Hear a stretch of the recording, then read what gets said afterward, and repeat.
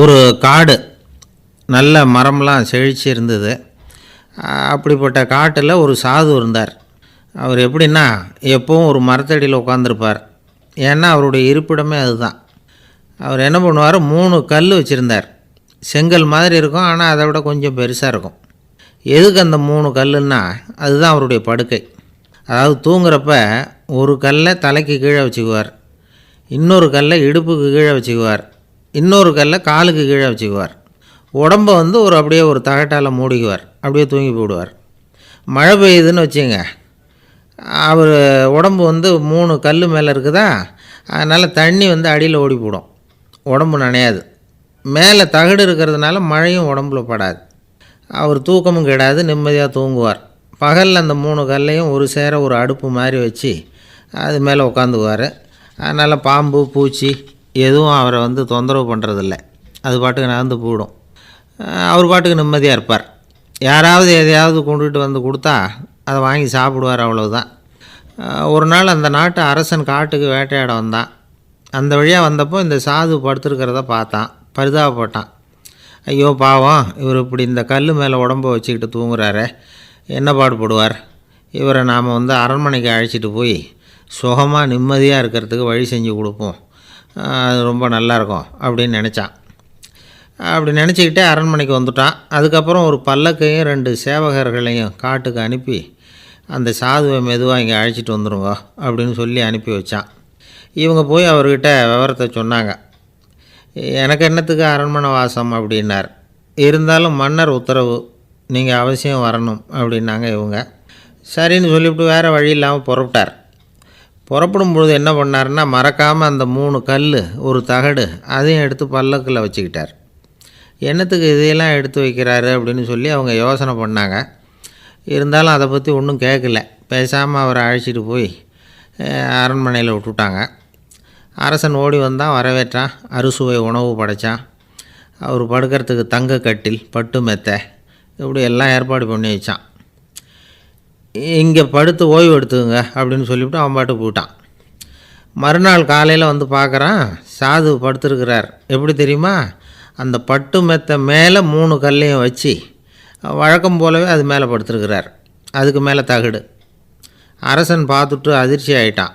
என்ன சுவாமி இப்படி அப்படின்னா, சாது சொன்னார், எனக்கு தேவையும் இல்லை குறையும் இல்லை, எல்லா இடத்துலையும் எனக்கு ஒரே மகிழ்ச்சி தான் அப்படின்னார். மகிழ்ச்சிங்கிறது தங்க கட்டிலேயோ பட்டு மெத்தையிலேயோ இல்லை, அது மனசில் இருக்கிற ஒரு விஷயம். உண்மையான மகிழ்ச்சிக்கு வழி மனப்பக்குவம் அப்படிங்கிறது அந்த அரசனுக்கு புரிஞ்சுதான். இந்த காலத்தில் ஒரு சாமியார், அவரை தேடி ஒரு சீடன் வந்தான். என்னாச்சு தெரியுமா, சுவாமி எனக்கு நிம்மதி வேணும், அதுக்கு என்ன வழின்னு கேட்டான். சாமியார் நிமிர்ந்து பார்த்தார். அப்புறம் சொன்னார், நீ ஏகப்பட்ட பேர்கிட்ட கடன் வாங்கியிருக்கிற, அதையெல்லாம் திருப்பி கொடுத்தா தான் உனக்கு நிம்மதி கிடைக்கும்னார். இவனுக்கு ஆச்சரியம். அது எப்படி சாமி, அவ்வளவு கரெக்டாக நான் கடன் வாங்கினதை கண்டுபிடிச்சிங்க அப்படின்னா. உனக்கு கடன் கொடுத்து சாமியாராக போனதே நான் தான்ப்பா, அதனால தான் இந்த கதிக்கு வந்தேன். என்கிட்டே நிம்மதிக்கு வழி கேட்குறிய, அதுதான்டா வேதனை அப்படின்னாராம் அவர். ஒரு குரு, இளம் சீடர்கள் எதிரில் உட்காந்துருக்கிறாங்க. குரு பாடம் நடத்திக்கிட்டு இருக்கிறார். சீடர்களுக்கு ஒரு ஆசை, அதாவது ஒரு முக்கியமான மந்திரத்தை நம்ம குருநாதர்கிட்ட இருந்து கற்றுக்கணும் அப்படிங்கிறது அவங்க ஆசை. அது என்ன மந்திரம்னா, இறந்தவரை உயிர்ப்பிக்கக்கூடிய புனித மந்திரம், அதாவது செத்தவங்களுக்கு மீண்டும் உயிர் உண்டாக்குகிற மந்திரம். குருவே தயவு பண்ணி அந்த மந்திரத்தை எங்களுக்கு உபதேசிக்கணும் அப்படின்னு கேட்டாங்க. அது ரொம்ப ஆபத்தானது, அது என்னத்துக்கு உங்களுக்கு வேண்டாமேன்னாராம் குரு. எங்களுடைய நம்பிக்கை உறுதிப்படுறதுக்காகத்தான் கேட்குறோம், வேற ஒன்றும் இல்லை அப்படின்னாங்களாம் சீடர்கள். பக்குவப்படாத அறிவுங்கிறது ரொம்ப ஆபத்தானது அப்படின்னாராம் குரு. இது சீடர்களுக்கு புரியல. அது எப்படிங்க பக்குவப்படாத அறிவு ஆபத்தானதுன்னு சொல்கிறீங்க, அப்படின்னா என்ன அப்படின்னு கேட்டிருக்காங்க சீடர்கள். குரு அதுக்கு விளக்கம் கொடுத்தாராம். அந்த மந்திரத்தை எப்போ பயன்படுத்தணுங்கிறது முக்கியம். அதை அறியக்கூடிய ஞானம் ஏற்படுகிற வரைக்கும் அதை தெரிஞ்சுக்காமல் இருக்கிறது தான் நல்லது, இல்லைன்னா ஆபத்துன்னாராம். ஆனால் அந்த சீடர்கள் அதை கேட்குற மாதிரி இல்லை, ரொம்ப பிடிவாதம் பண்ண ஆரம்பிச்சுட்டாங்க. சரி வாங்க சொல்கிறேன்னார் குரு. எல்லோரும் வந்தாங்க. அந்த புனித மந்திரத்தை அவங்களுக்கு ரகசியமாக உபதேசம் பண்ணார். உபதேசம் பண்ணிவிட்டு அவங்களுக்கு எச்சரிக்கையும் கொடுத்தார். இந்த மந்திரத்தை நல்லா ஆராய்ச்சி பார்த்ததுக்கு அப்புறம் தான் உச்சரிக்கணும். அவசரப்பட்டு எதுவும் செஞ்சிடக்கூடாது அப்படின்னு ஒரு தடவைக்கு பல தடவை எச்சரிக்கை கொடுத்தார். சரின்னு சொல்லிவிட்டு அவங்கெல்லாம் மந்திரத்தை கற்றுக்கிட்டு எழுந்திரிச்சு போயிட்டாங்க. ஒரு நாள் அந்த சீடர்கள் எல்லாம் மணற்பாங்கான இடத்துல அப்படியே நடந்து போயிட்டுருக்கிறாங்க. ஒரு பாலைவன பகுதி மாதிரி ஒரு இடம். அங்கே ஒரு இடத்துல எலும்புகள் குவியலாக கிடந்தது.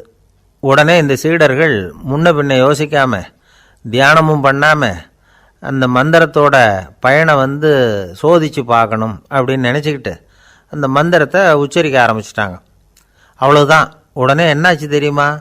அந்த எலும்புகள் எல்லாம் ஓநாய்களாக மாறி அவங்கள துரத்த ஆரம்பிச்சுட்டுது. சீடர்கள் எல்லாம் தலைதெறிக்கி ஓட ஆரம்பிச்சிட்டாங்க. ஓநாய்களும் விடலை, அவங்கள துரத்தி பிடிச்சி கடித்து கொதற ஆரம்பிச்சுட்டுது. அப்போ தான் அந்த சீடர்களுக்கு குரு சொன்ன அறிவுரையோட அர்த்தம் புரிஞ்சுது. பக்குவப்படாத அறிவு ஆபத்தானது அப்படிங்கிறது.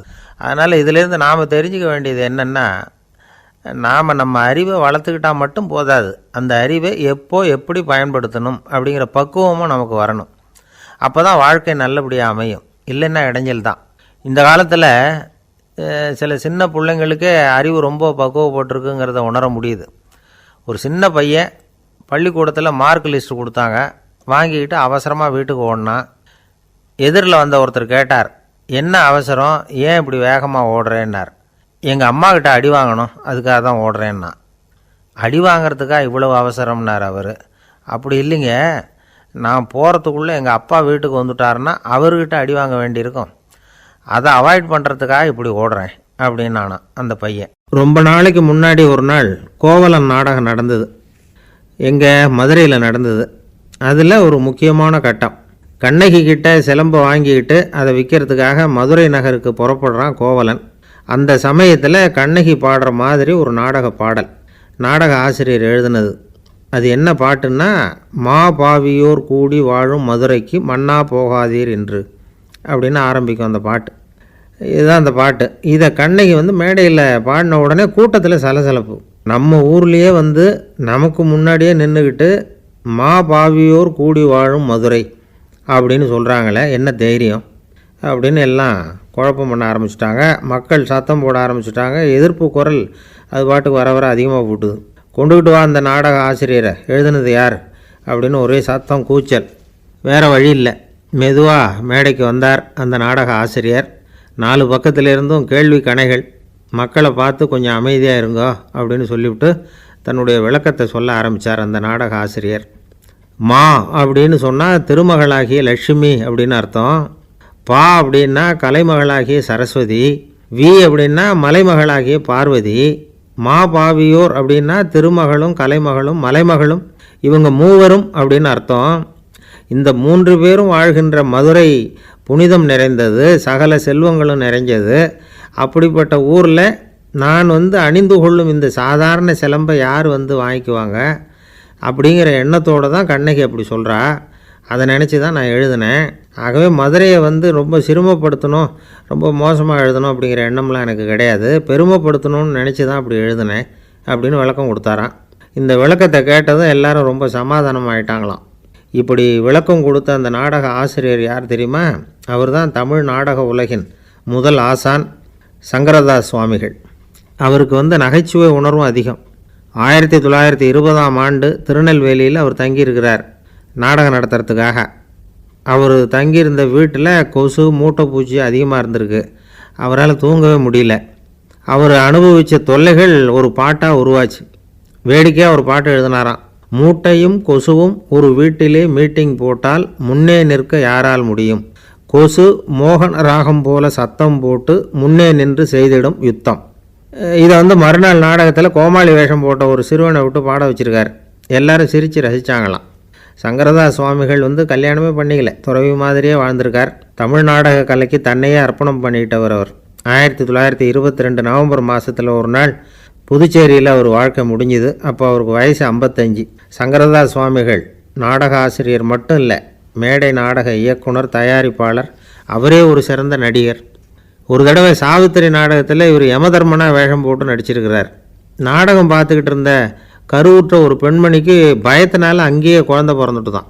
அந்த நிகழ்ச்சிக்கு அப்புறம் இவர் இந்த வேஷம் போடுறப்போலாம் ஜனங்களுக்கு முன்கூட்டியே எச்சரிக்கை கொடுக்க ஆரம்பிச்சிருவாராம். அதாவது அப்படி யாராவது பயப்படுறவங்க இருந்தால் கொஞ்சம் கண்ணை மூடுவீங்க அல்லது எழுந்திரிச்சு போடுங்கன்னு. நடிப்புன்னா அப்படிலாம் இருக்கணும். இந்த காலத்தில் நடிகர் ஒருத்தர் சொன்னார், சார் நான் இந்த நாடகத்தில் நடிக்கிறப்போ முகத்தில் நவரசங்களையும் காட்டி நடித்தேன், உணர்ச்சிகளை எல்லாம் நல்லா காட்டி நடித்தேன், அப்படி இருந்தும் ஜனங்கள் வந்து கல் எடுத்து மேடையில் வீசிவிட்டாங்க சார் அப்படின்னார். நாடகத்தில் உங்களுக்கு என்ன வேஷம் அப்படின்னு கேட்டாங்க.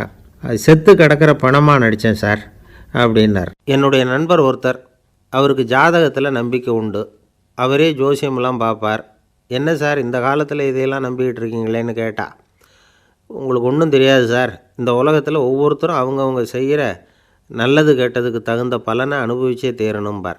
அது மட்டும் இல்லை, ஒருத்தன் செத்துட்டா கூட அவன் செஞ்ச பாவ புண்ணியங்கள் கூடவே போயிட்டுருக்கோம்பார். அது எப்படி கூட போகும் அப்படின்னு குதர்க்கமாக கேட்டால், அதுக்கு அவர் ஒரு கதை சொன்னார். அது ரொம்ப சுவாரஸ்யமாக இருந்தது. ஒரு ஊரில் ஒருத்தர் இருந்தாராம். அவர் ஜோசியம் பார்க்குறதுல ரொம்ப கெட்டிக்காரரு. ஒருத்தருடைய தலைமுடியை மட்டும் அவர்கிட்ட காட்டினா போதும், அதை மட்டும் பார்த்துட்டு அவருடைய ஜாதகத்தையே சொல்லிவிடுவாராம். அப்பேற்பட்ட திறமை. அந்த ஆள் ஒரு சமயம் கன்னியாகுமரி கடற்கரைக்கு போயிருந்துருக்கிறார். அங்கே கரை ஓரமாக ஒரு மண்டை ஓடு கிடந்திருக்கு. அதை எடுத்து பார்த்துருக்கிறார். அந்த மண்டை ஓட்டை வச்சுக்கிட்டே அதோடய ஜாதகத்தை அலசியிருக்கிறார். இந்த மண்டை ஓட்டுக்கு உரிய ஆசாமி வாழ்க்கையில் ரொம்ப கஷ்டப்பட்டுருக்கிறான், நிறைய கஷ்டத்தை அனுபவிச்சிருக்கிறான், அது தாங்க முடியாமல் தான் கடலில் விழுந்து தற்கொலை பண்ணிகிட்ருக்கான் அப்படிங்கிறத அவர் கணிச்சுட்டார். இருந்தாலும் இந்த மண்டை ஓடு இன்னமும் அனுபவிக்க வேண்டியது பாக்கி இருக்குது அப்படிங்கிறதையும் அவர் உணர்றார். அது சரி, ஒருத்தன் வந்து உயிரோடு இருக்கிற வரைக்கும் தானே நல்லது கெட்டதை அனுபவிக்க முடியும், செத்ததுக்கு அப்புறமும் பாக்கி இருக்குன்னா அதை எப்படி அனுபவிக்கிறது? இந்த மண்டை ஓட்டுக்கு இன்னும் கொஞ்சம் பாக்கி இருக்குது அப்படிங்கிறது அவருக்கு புரிஞ்சதே தவிர அதோட அர்த்தம் என்னங்கிறது அவருக்கு சரியாக விளங்கலை. சரி, இதை இன்னும் கொஞ்சம் விவரமாக ஆராய்ச்சி பண்ணி பார்ப்போம் அப்படின்னு நினச்சிக்கிட்டு அதை தன்னுடைய வீட்டுக்கு எடுத்துகிட்டு போயிட்டார். அந்த மண்டை ஓட்டை ஒரு பொட்டியில் வச்சு பூட்டினார். தன்னுடைய தனி அறையில் அதை பத்திரமா வச்சுக்கிட்டார். தினமும் ராத்திரி ஆனதும் தன்னுடைய மனைவியை பார்த்து, நீ போய் பூஜை அறையில் தனியாக படுத்துக்கோ அப்படின்னு சொல்லிவிட்டு, இவர் தினம் ராத்திரி 12 மணிக்கு பொட்டியை திறந்து பார்ப்பார். மண்டை ஓடு அப்படியே இருந்ததே தவிர இன்னும் கொஞ்சம் பாக்கி இருக்குங்கிறதுக்கு அர்த்தம் அவருக்கு விளங்கலை. அந்த மண்டை ஓட்டுக்கு இன்னும் என்ன பாக்கி இருக்க போகுது? இப்படியே ஒரு 10 நாள் போச்சு. அந்த வீட்டம்மாவுக்கு சந்தேகம் வந்துட்டுது. நம்ம வீட்டுக்காரர் நம்மளை தனியாக ஏன் தூங்க சொல்கிறார் அப்படிங்கிற சந்தேகம். உடனே பக்கத்து வீட்டு அம்மாக்கிட்ட விஷயத்தை சொல்லியிருக்கிறாங்க. அந்த அம்மா உடனே, நீ கவலைப்படாத, நான் கண்டுபிடிச்சி சொல்கிறேன்னு சொல்லிவிட்டாங்களாம். அன்றைக்கி ராத்திரியே ஜன்னல் வழியாக எட்டி பார்த்துருக்குறாங்க. இந்த ஆள் மண்டை ஓட்டை கையில் வச்சுக்கிட்டு அதை திருப்பி திருப்பி அப்படியும் அப்படியும் பார்த்துக்கிட்டு இருந்தது தெரிஞ்சுட்டுது. மறுநாள் காலையில் அவரோட மனைவியை பார்த்தாங்க. ஏம்மா, உன் வீட்டுக்காரருக்கு நீ முதல் மனைவியா 2வது மனைவியா அப்படின்னு கேட்டாங்க. எனக்கு தெரிஞ்ச வரைக்கும் நான் ஒருத்தி தான் அவருடைய மனைவின்னாங்க. அப்படி இல்லை, நீ அவருக்கு 2வது மனைவி. முதல் மனைவியின் மண்டை ஓடு தான் அவர் கையில் இருக்குப்போ, அதை தான் அவர் தினமும் ராத்திரியில் எடுத்து பார்த்துக்கிட்டு இருக்கிறாரு அப்படின்னு விட்டாங்க அந்த அடுத்த வீட்டம்மா. அப்படியா விஷயம்னு சொல்லிவிட்டு கணவன் வீட்டில் இல்லாத நேரமாக பார்த்து அந்த மண்டை ஓட்டை எடுத்து கொண்டாந்து ஒரு உரலில் போட்டு உலக்கையால் குத்தி நொறுக்க ஆரம்பிச்சுட்டுது அந்த அம்மா. வெளியே போயிருந்த அந்த ஆள் அப்போ தான் உள்ளே நுழைஞ்சார். மண்டை ஓடு உலக்கைக்கிட்ட குத்து வாங்கிட்டு இருக்கு. அது அனுபவிக்க வேண்டியது இன்னும் கொஞ்சம் பாக்கி இருக்குது அப்படிங்கிறதுக்கான அர்த்தம் எனக்கு இப்போ தான் புரிஞ்சுதுன்னாராம் அவர். இந்த கதையிலேருந்து நாம் இன்னொரு நீதியையும் புரிஞ்சுக்கணும். அதாவது நம்ம வீட்டை பற்றி நமக்கு தெரியாததெல்லாம் அடுத்த வீட்டுக்காரங்களுக்கு நல்லா தெரியும். ஒரு நண்பர் இருக்கார். எப்போ பார்த்தாலும் கையில் ஒரு புத்தகம் இருக்கும். புத்தகம் இல்லாமல் எங்கேயும் புறப்பட மாட்டார். எதுக்காக இப்படி எடுத்துகிட்டு போகிறீங்க அப்படின்னு கேட்டால், எனக்கு இது ஒரு நல்ல நண்பன் மாதிரி, இந்த காலத்தில் எங்கே போனாலும் காத்திருக்க வேண்டியிருக்கு, அது மாதிரி சமயத்தில் நான் வந்து நண்பன் கூட பேசிக்கிட்டு இருப்பேன் அப்படிம்பாரான். ஒருத்தர் ஒரு பெரிய அரச பதவியில் இருந்தார். அவர் பதவியிலேருந்து இறங்க வேண்டிய சூழ்நிலை. அரசு கொடுத்துருந்த வீட்டை விட்டுட்டு வெளியில் வர்றார். வரும்பொழுது 2 கையிலையும் 2 பெட்டியை எடுத்துகிட்டு வந்தாராம். சார், உங்களுடைய உடைமைகள் அப்படின்னு கேட்குறாங்க அங்கே இருந்த ஊழியர்கள். இவர் தன்னுடைய கையில் இருக்கிற பெட்டியை காட்டி, இதுதான் என்னுடைய சொத்து அப்படின்னாராம். ஒரு பெட்டியில் அவருடைய உடைகள், இன்னொரு பெட்டியில் அவர் விரும்பி படிக்கிற புத்தகங்கள். அவ்வளோதான். இதுதான் இருந்துதான். புத்தகம் படிக்கிறது வந்து மனசுக்கு நல்லதுங்கிறது நமக்கு தெரியும். புத்தக வாசிப்பு வந்து உடம்புக்கும் நல்லதுங்கிறாங்க. அது நமக்கு ஆச்சரியமாக தான் இருக்குது. ஒரு நபர் ஒரு வருஷத்தில் சராசரியாக 2000 பக்கங்களை படிச்சிருக்கணுமா, யுனெஸ்கோ பரிந்துரை. ஆனால் நம்ம நாட்டில் நாம் சராசரியாக படிக்கிறது 32 பக்கங்கள். அவ்வளவுதான். இவ்வளவுக்கு நம்ம நாட்டில் 6000த்துக்கும் மேற்பட்ட நாளேடுகள், 2000த்துக்கும் மேற்பட்ட இதழ்கள், மலர்கள் இவ்வளவு இருந்தும் சரியாக வரல. இந்த உலகத்தில் முதல் நூலகம் எங்கே எப்போ ஆரம்பமாச்சு தெரியுமா? கிமு 2500ஆம் ஆண்டில் அது ஆரம்பமாயிருக்குது. பாபிலோனியாவில் அமில் அணு அப்படிங்கிற அரசன் தான் நூலகத்தை உருவாக்கியிருக்கிறான். அப்போல்லாம் தாள் கிடையாது, களிமண் தான். களிமண் பலகைகளில் எழுதி அது தொகுத்து அப்படியே நூலாக்கி அதை நூலகத்தில் வச்சுருப்பாங்களாம். அரசருடைய நூலகத்தில் 1000த்துக்கும் மேற்பட்ட நூல்கள் இருந்ததாக வரலாற்று குறிப்பு இருக்குது. அது மட்டும் இல்லை, அந்த நூலகத்தில் பொருள் வாரியாக, அதாவது சப்ஜெக்ட் வாரியாக புத்தகங்களை வகைப்படுத்தி வச்சுருந்தாங்களாம். அதில் மிச்சம் இருந்த ஒரு 25 களிமண் பலகை புத்தகங்கள் இன்றைக்கும் பிரிட்டிஷ் அருங்காட்சியகத்தில் இருக்குதான். அச்சு தாள் இதெல்லாம் ஏற்பட்டதுக்கப்புறம் அமைக்கப்பட்டது தான் பிரான்ஸில் இருக்கக்கூடிய பாரிஸ் நூலகம். 1480 பிரெஞ்சு மன்னர் 11ஆம் லூயி இந்த நூலகத்தை அமைச்சாராம். ஆனால் அப்போல்லாம் அரசர்கள் மட்டும்தான் நூலகத்தை பயன்படுத்த முடியுமா. அதுக்கப்புறம் 17ஆம் நூற்றாண்டில் இந்த முறை மாறி பொதுமக்கள் அங்கே போகலாம், படிக்கலாம் அப்படிங்கிற நிலைமை தான். போட்லியன் நூலகம் அப்படின்னு அதுக்கு பேர், பாரிஸ் நகரத்தில் இருக்குது. அங்கே தான் நூல்களின் பட்டியல் தயாரிப்பு பணி ஆரம்பமாச்சு. கல்வி வளர்ச்சியையும் நூலகத்தையும் இணைச்சவர் நெப்போலியன் போனபார்ட். முன்பணம் செலுத்தி புத்தகத்தை படிக்கிற முறையையும் அவர் தான் கொண்டுகிட்டு வந்தாராம். மக்கள்கிட்ட வசூலிக்கிற வரியின் ஒரு பகுதியை நூலகத்துக்கு பயன்படுத்தினவரும் அவர் தானா. நெப்போலியன் நூலகத்தில் உலகத்தில் உள்ள எல்லா மொழி நூல்களும் இருக்குதான். அங்கே ஒரு தமிழ் நூலும் இருந்திருக்குது. அது என்னென்னா கம்பராமாயணம். சோவியத் யூனியனுக்கு படையெடுத்து போனப்போ அங்கேருந்து லட்சக்கணக்கான புத்தகங்களை இந்த பனிச்சறுக்கு வாகனங்கள் இருக்குல்ல, அதில் கொண்டுகிட்டு வந்ததாக வரலாறு. அடுத்தபடியாக குறிப்பிட்டு சொல்லத்தக்க நூலகம் எதுன்னா பிரிட்டிஷ் நூலகம். மிக பழைய கையெட்டு பிரதியெல்லாம் கூட அங்கே இருக்குது. 1753 ஆரம்பமாச்சு. அதில் உள்ள நூல்களை வரிசையாக அடுக்கினா 180 கிலோமீட்டர் நீளத்துக்கு வருமா. மிகப்பெரிய நூலகம் அமெரிக்க தலைநகர் வாஷிங்டனில் இருக்குதான். இந்தியாவை பொறுத்த வரைக்கும் பெரிய பழைய நூலகம் எதுன்னா கல்கத்தா நூலகம்.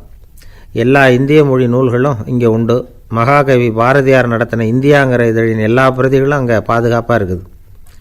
படிக்கும் பழக்கம் இங்கே வளர வேண்டியிருக்குது. ஒருத்தர்கிட்ட ஒரு புஸ்தகத்தை கொடுத்து விமர்சனம் எழுத சொல்லியிருந்தாங்க.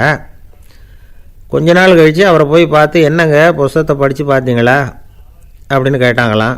இதுக்கு அவர் சொல்லியிருக்கிறார், இன்னும் நான் படித்து பார்க்கலிங்க, இப்போ தானே விமர்சனமே எழுதி முடிச்சிருக்கிறேன், இனிமே தான் படிக்கணும் அப்படின்னாராம். ஒருத்தர் அவசரமாக போய்கிட்டு இருந்தார். எங்கே போய்கிட்டு இருக்கீங்க அப்படின்னு கேட்டார் ஒரு பெரியவர். கடைக்கு போகிறேன் சார், சாமான் வாங்கிறதுக்கு அப்படின்னார். அங்கே போகிறதுக்கு முன்னாடி தெரிஞ்சிக்க வேண்டியதெல்லாம் தெரிஞ்சுக்கிட்டீங்களா அப்படின்னு கேட்டார் பெரியவர். கடைக்கு போய் காசை கொடுத்து ஒரு பொருளை வாங்கிட்டு வரப்போகிறோம், இதில் தெரிஞ்சிக்க வேண்டியது என்ன இருக்குது அப்படின்னார் அலட்சியமாக. இப்போ அந்த பெரியவர் பேச ஆரம்பித்தார். இந்த உலகத்தில் எந்த ஒரு செயலில் இறங்குறப்போவும் நாம் நல்லா ஆலோசனை பண்ண வேண்டிய விஷயம் 5 அப்படின்னார். உதாரணமாக, ஒருத்தன் கடைக்கு போய் ஏதோ ஒரு பொருளை வாங்கிட்டு வர போகிறான்னு வச்சுக்கங்களேன். அப்போ கூட அவன் 5 விஷயங்களை பற்றி தெரிஞ்சுக்க வேண்டியிருக்குது அப்படிங்கிறார் அவர். முதல்ல அந்த பொருள் எப்படிப்பட்டது அப்படிங்கிறத தெரிஞ்சுக்கணும். ரெண்டாவதாக தன்னை பற்றியும் தெரிஞ்சுக்கணும். அப்போ தான் அந்த பொருள் தனக்கு தேவையா இல்லையா அப்படிங்கிறத புரிஞ்சுக்க முடியும். மூணாவதாக தெரிஞ்சுக்க வேண்டியது ஒன்று இருக்குது. அது என்னென்னா, அந்த பொருளை அடையிறதுக்கு வழி என்ன அப்படிங்கிறத தெரிஞ்சுக்கணும். அதாவது எவ்வளவு பணம் கொடுத்தா அது கிடைக்கும், இது மாதிரியான விஷயங்கள்.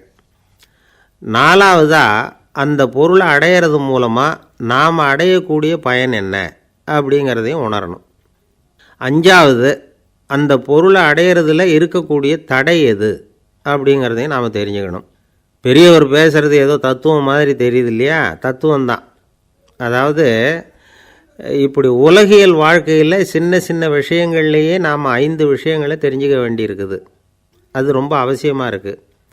பேரின்ப நிலைன்னு சொல்கிறாங்கள்ல, அது மாதிரி பெரிய சமாச்சாரங்கள்லேயும் இந்த 5 விஷயங்களை நாம் தெரிஞ்சுக்க வேண்டியிருக்குது.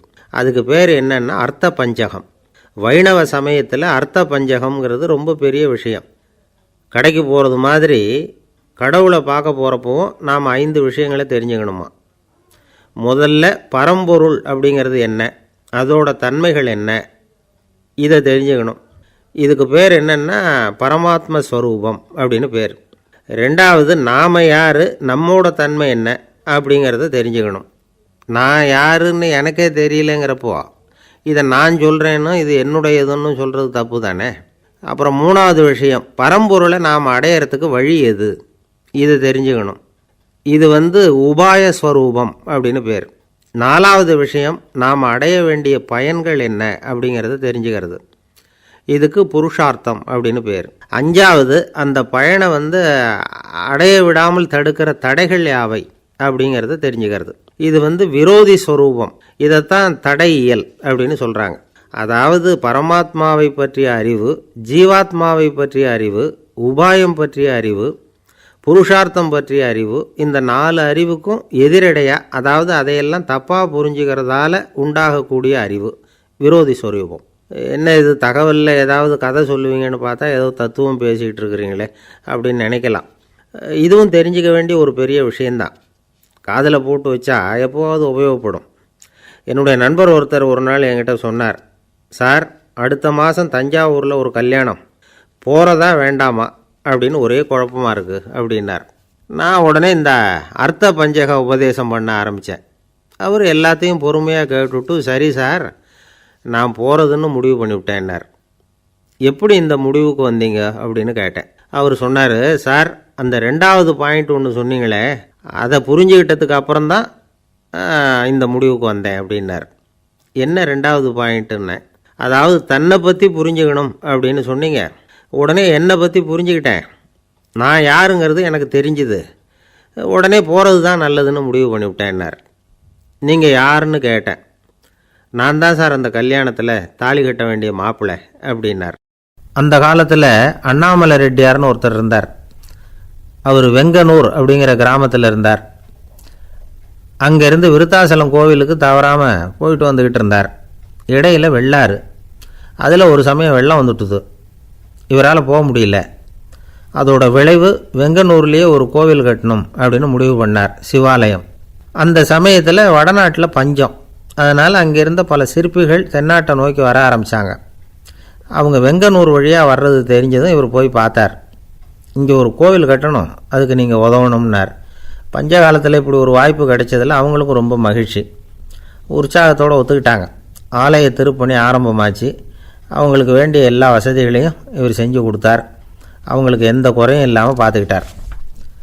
அது மட்டும் இல்லை, ஒவ்வொரு நாளும் அங்கே வருவார். உங்களுக்கு என்ன வேணும் எது வேணும்னு கேட்பார். ஏதாவது குறை இருந்தால் சொல்லுவாங்க, உடனே தீர்த்து வைப்பார். இவரும் கேட்பார், எந்த குறையாக இருந்தாலும் என்கிட்ட சொல்லுங்க அப்படின்னு சொல்லுவார். அதை தவிர இவராகவே கவனித்தும் அவங்களுக்கு என்னென்ன தேவைங்கிறத கண்டுபிடிச்சி அதையெல்லாம் கொடுத்துக்கிட்டு இருப்பார். என்ன தேவைன்னாலும் அதை நிறைவேற்றி வச்சுருவார். அந்த சிற்பிகளின் தலைவன் ஒருத்தன், அந்த ஆளுக்கு வெத்தலை பாக்கு போடுறது பழக்கம். இதை தெரிஞ்சுக்கிட்டு அதுக்காகவே ஒரு ஆளை ஏற்பாடு பண்ணார். வேணுங்கிறப்போலாம் நீ வெத்தலை சிவல் மடித்து கொடுக்க வேண்டியது உன் வேலை அப்படின்னு ஒருத்தனை ஏற்பாடு பண்ணிட்டார். இப்படியெல்லாம் செஞ்சதும் அவங்களுக்கும் ரொம்ப உற்சாகம். ரொம்ப பொறுப்பாக சிற்ப வேலைகளை செஞ்சுக்கிட்டு இருக்கிறாங்க. ஒரு நாள் என்னாச்சு தெரியுமா? அந்த சிற்பிகளின் தலைவன் ரொம்ப நுணுக்கமாக ஒரு வேலையை செஞ்சுக்கிட்டு இருக்கிறான். சாரம் போட்டு அது மேலே படுத்துக்கிட்டு அண்ணாந்து பார்த்து உச்சியில் நுணுக்கமான சிற்பங்களை உருவாக்கிக்கிட்டு இருக்கான். சிற்பியின் கவனம் செதறப்படாதுங்கிறதுனால இவர் மெதுவாக சத்தம் போடாமல் கிட்ட போய் நின்று அதை கவனிச்சிக்கிட்டு இருக்கிறார். அந்த சிற்பி வழக்கம் போல் வெத்தலை பாக்குக்காக இடது கையை கீழே நீட்டினான். அந்த சமயம் பார்த்து அவருக்கு தாம்பூலம் கொடுக்குறவன் அங்கே இல்லை, எங்கேயோ போயிருக்கிறான். அண்ணாமலை ரெட்டியார் என்ன பண்ணார் தெரியுமா? தனக்காக கொடுக்கப்பட்ட தாம்பூலத்தை வாங்கி சிற்பியின் கையில் கொடுக்குறார்.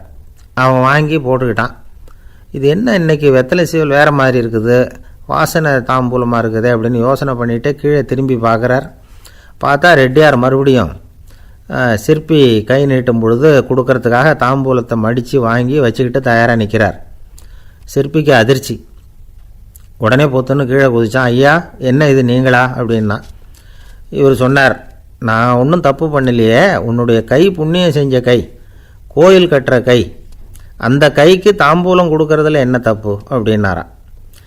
ஏற்கனவே பஞ்சத்தில் அடிபட்டு வந்த எங்களை நீங்கள் ஆதரித்ததே பெரிய விஷயம். இந்த செயல் என்னை ஒரு பெரிய கடனாளி ஆக்கிவிட்டுது.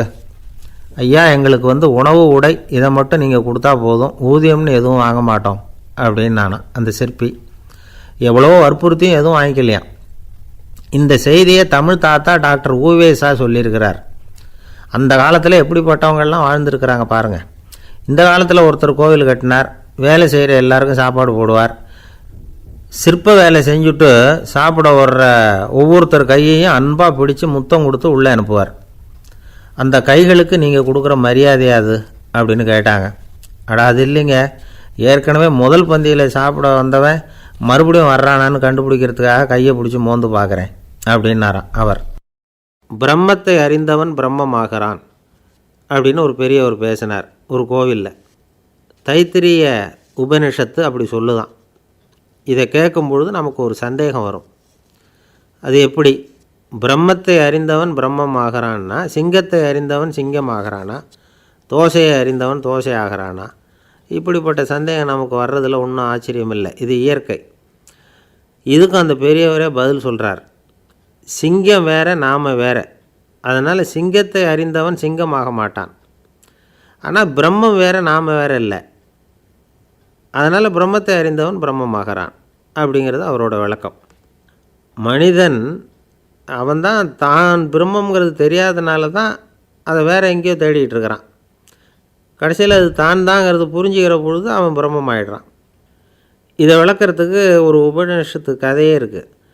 நமக்கு தெரிஞ்ச கதை தான், ஆனால் அதை வேறு விதமான அர்த்தத்தில் விளையாட்டாக சொல்லிகிட்டு இருக்கிறோம். ஒரு சமயம் ஒரு 10 நண்பர்கள் ஒரு காட்டு வழியாக போய்கிட்டு இருக்கிறாங்க. குறுக்க ஒரு நதி, அதை கடந்து அடுத்த பக்கம் போகணும். எல்லோரும் ஒரு வழியாக கடந்து அடுத்த கரைக்கு போய் சேர்ந்துட்டாங்க. அங்கே போய் சேர்ந்ததுக்கப்புறம் எல்லோரும் பத்திரமா வந்து சேர்ந்துட்டோமா அப்படின்னு தெரிஞ்சுக்கிறதுக்காக எண்ணி பார்க்குறான் அந்த கூட்டத்து தலைவன். அவங்க மொத்தம் 10 பேர். ஆனால் அவன் எண்ணி பார்க்குறப்போ 9 தான் வருது. ஏன்னா அவன் தன்னை விட்டுவிட்டான். எதிரில் நிற்கிறவங்கள மட்டுமே எண்ணுறான். ஐயோ 10வது ஆள் எங்கேங்கிறான், பதறான். சரி நீ இரு, நான் எண்ணி பார்க்குறேன்னு சொல்லிவிட்டு இன்னொருத்தன் வந்து எண்ணுறான். அவனும் தன்னை விட்டுட்டு எண்ணுறான். 9 தான் வருது. எல்லோரும் கொய்யோ முறையோன்னு கத்த ஆரம்பிச்சிட்டாங்க. அந்த சமயத்தில் ஒரு பெரியவர் அந்த பக்கமாக வர்றார். என்ன விஷயம்னு விசாரிக்கிறார்.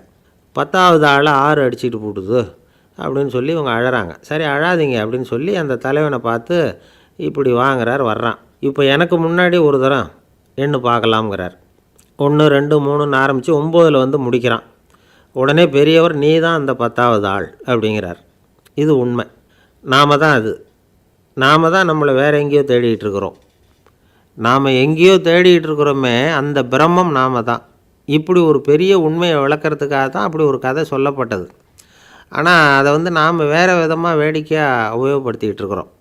எப்படி தெரியுமா? ஒரு ஆத்தங்கரையில் ஒரு 10 பேர் முழிச்சுக்கிட்டே நின்றுக்கிட்டு இருந்தாங்களாம். அந்த பக்கமாக வந்த ஒருத்தன் ஏன் இப்படி முழிச்சுக்கிட்டு நிற்கிறீங்கன்னு கேட்டிருக்கிறான். எங்களுக்கு நீச்சல் தெரியாது, நாங்கள்லாம் அடுத்த கரைக்கு போய் சேரணும் அப்படின்னு நாங்களாம். சரி நான் கொண்டுட்டு போய் விட்றேன். எல்லாரும் அக்கறைக்கு போய் சேர்ந்த உடனே ஆளுக்கு ₹1 வீதமாக மொத்தம் ₹10 எனக்கு கொடுக்கணும் அப்படின்ட்டுருக்கான் இவன். சரின்னு ஒத்துக்கிட்டாங்க. இவன் ஒவ்வொருத்தராக கையை பிடிச்சி மெதுவாக ஆற்றுல இறக்கி அழைச்சிட்டு போயிட்டான். 9 பேரை கரை சேர்த்துட்டான். 10வது ஆள் பாதி ஆற்றுல போயிட்டுருக்கிறப்போ திடீர்னு வெள்ளம் வந்துட்டுது. புடி நழுவி போச்சு. கையை விட்டுட்டான். வெள்ளம் அடிச்சிட்டு போட்டுது. அழைச்சிட்டு வந்தவன் நீச்சல் அடித்து தடுமாறி கரைக்கு வந்து சேர்ந்துட்டான். கரையில் இருந்தவங்களுக்கு இந்த விஷயம் தெரியாது.